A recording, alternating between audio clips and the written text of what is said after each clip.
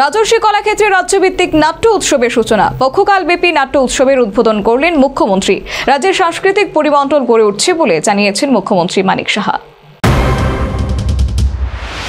বাংলা সাহিত্যে বাংলা নাটকের উদ্ভব 1852 খ্রিস্টাব্দে। নাটক জীবনের দর্পণ।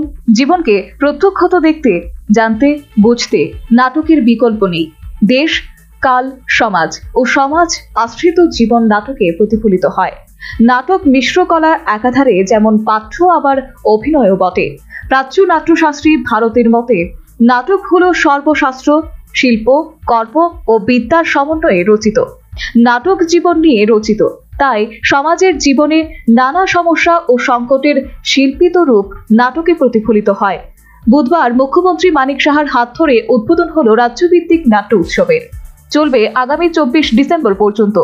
এদিন উদয়পুর রাজর্ষি কলাক্ষেত্রে রাজ্যভিত্তিক নাট্য উৎসবের উদ্বোধনী মঞ্চে মুখ্যমন্ত্রী ছাড়াও অর্থমন্ত্রী প্রণজিৎ সিংহ রায়, গোমতী জেলার অন্তর্গত সমস্ত বিধায়ক, রাজ্যের বিশিষ্ট নাট্য ব্যক্তিত্ব শান্তিমোহন রক্ষিত, তথ্য ও সংস্কৃতি দপ্তরের সচিব প্রদীপ কুমার চক্রবর্তী ছিলেন। অনুষ্ঠানে সভাপতিত্ব করেন গোমতী জেলা পরিষদের সভাধিপতি দেবল দেব রায়। রাজ্যভিত্তিক নাট্য উৎসবের উদ্বোধনী অনুষ্ঠানে মুখ্যমন্ত্রী মানিক সাহা সার্থক নাটক পরিবেশনায় টিম স্পিরিট বা দলীয় সংহতি যে কতখানি গুরুত্বপূর্ণ তা সবার সামনে তুলে ধরেন।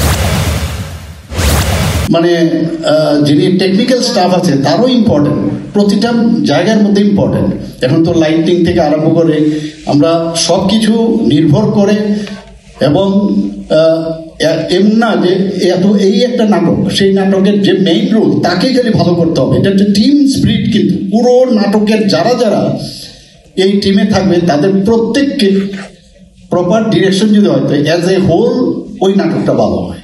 আমি মনে করি আমি যদি ভালো করে ফেলি তাহলে ড্রামাটা ভালো হবে অসম্ভব। এটা ক্রিকেট টিমের মতো, সবাই যদি ভালো খেলে যে টিম স্পিরিট সেটাও কিন্তু শেখাবে।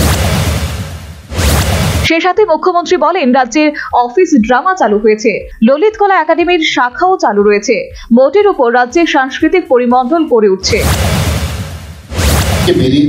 তুলে আনতে হবে।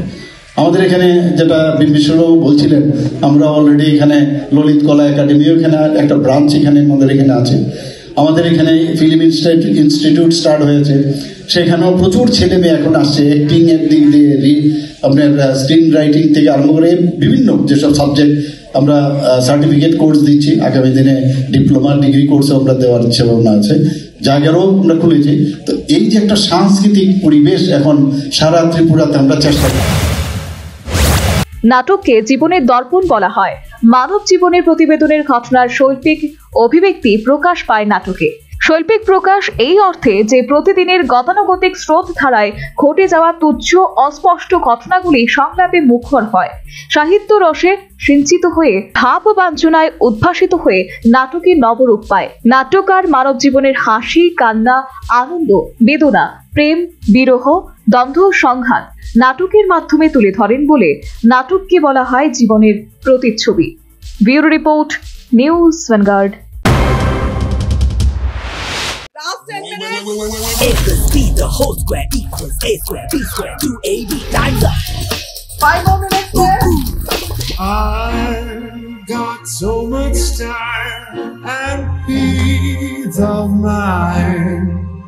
Life's feeling fine, my time to shine. At SIP Abacus, we build math foundation and improve academic performance. SIP Abacus,